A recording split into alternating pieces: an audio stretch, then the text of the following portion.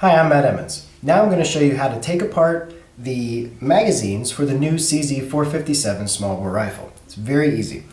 All we need is something small like a 1.5mm Allen wrench and pop it into the hole here in the back to push down the pin which holds the base down.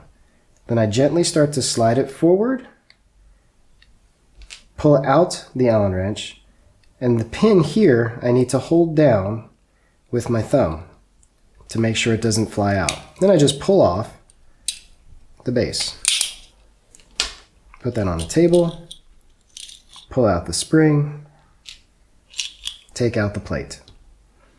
Important here is to make sure that the larger piece of the plate stays in the front when I put it back. Then I drop that in,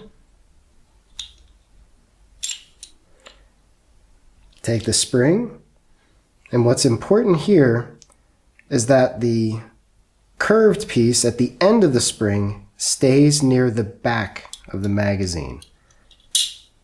We slide that in, hold it down with my finger, make sure that the base plate, the hole where the pin goes, stays toward the back, and then just simply slide it back together. I get to the pin, push the pin down with my fingernail, and we're done.